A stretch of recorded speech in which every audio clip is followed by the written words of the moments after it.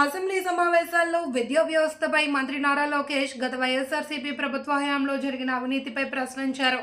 గౌరవనీయులైన రాష్ట్ర ఐటీ శాఖ మంత్రి నారా లోకేష్ ఈ రోజు అసెంబ్లీలో విద్యా వ్యవస్థ గత ప్రభుత్వ వైఎస్ఆర్సీపీ హయాంలో విద్యాశాఖలో జరిగిన అవినీతిపై ప్రశ్నించారు.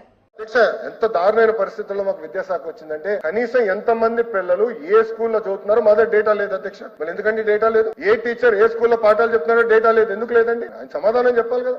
ఎలాంటి డేటా లేక ఈ రోజు బేసిక్ డాష్ బోర్డ్స్ తయారు చేయలేకపోతుంది. నేను పంచాయతీరాజ్ గ్రామీణాభివృద్ధి శాఖ మంత్రిగా చేసినప్పుడు 6 నెలలు డాష్ బోర్డ్ చేశాం. చాలా ఈజీగా ఉంది, గ్రిప్ వచ్చింది నాకు సబ్జెక్ట్. ఈ రోజు బేసిక్ డాష్ బోర్డ్స్ ఇప్పుడు తయారవుతున్నాయి. ఇంకో పక్కన గౌరవ సభ్యులు కూడా అడిగారు అధ్యక్ష, నేను 100% ఉపాధ్యాయులు కేవలం పాఠాలే చెప్పాలి. ఆ స్టాండ్ మేము తీసుకున్నాం సార్. యాప్ల భారం మేము తగ్గిస్తున్నాం, దాంట్లో ఎలాంటి డౌట్ లేదు. సింగులర్ యాప్ కు వచ్చేస్తున్నాం. సో ఉపాధ్యాయుల బాధ్యతలు ఏంటి, ఎంఈఓ బాధ్యతలు ఏంటి, డిఓ బాధ్యతలు ఏంటి, హెడ్ మాస్టర్ బాధ్యతలు ఏంటి, సింగిల్ యాప్ తీసుకొస్తున్నాం. అదే యాప్ లో తల్లిదండ్రులు కూడా వస్తారు. సో వాళ్ళ పిల్లల అటెండెన్స్ ఏంటి, పిల్లల పర్ఫార్మెన్స్ ఏంటి, ట్రాన్స్పరెంట్ గా చూడాలి. ప్రైవేట్ స్కూల్ కి ధీటుగా బెటర్ గా మనం చేయాలనే లక్ష్యంతో చేస్తున్నాం. సో ఉపాధ్యాయులు కేవలం పాఠాలే చెప్పాలని నిర్ణయం తీసుకున్నాం. పిల్లల్ని రాజకీయ కార్యక్రమాలు పంపించదు. గౌరవ ముఖ్యమంత్రి గారి ప్రోగ్రామ్ ఉందని తీసుకెళ్లి గత ప్రభుత్వం లాగా దారి పొడుగున నుంచోబెట్టద్దని నేను చెప్పాను. అది గత 10 నెలలు మేము అదే పాటిస్తున్నాం. పిల్లలు స్కూల్లో ఉండాలా, పాఠాలు కరెక్ట్ గా నేర్చుకోవాలా, వాళ్ళు ప్రయోజకులుగా మారాలి. అది మా లక్ష్యం అధ్యక్ష.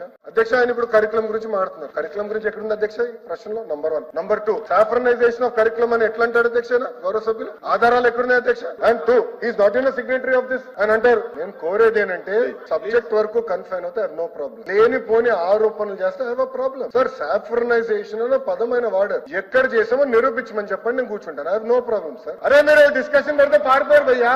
ఎందుకు పారిపోయారు? హౌస్ నుంచి వాకౌట్ మీరు చేయలేదు. డిస్కషన్ పైన వాకౌట్ చేసి మీరు ఏం మాట్లాడతారు మీరు?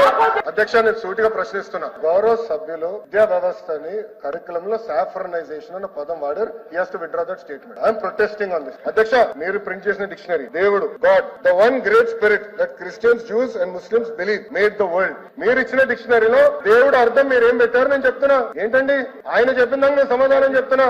ఏంటంటే మీరు ఎల్ఓపి గారు మైక్ పెట్టుకోండి. సాఫ్రనైజేషన్ అనే పదం ఎవరెత్తారు సార్? ఈ సభ్యుడు ఎత్తాడు. పదాలు ఎన్నిక తీసుకున్నాను నేను కూర్చుంటాను. మీరు ఆ రోజు పారిపోయారు, బయటికి పారిపోయారు. ఆ తలుపు నుంచి పారిపోయారు, గుర్తుపెట్టుకోండి. చర్చ చేయలేకపోయారు, కట్టుకోలేకపోయారు చర్చకి. ఆ తలుపు నుంచి పారిపోయారు మీరు ఆ రోజు.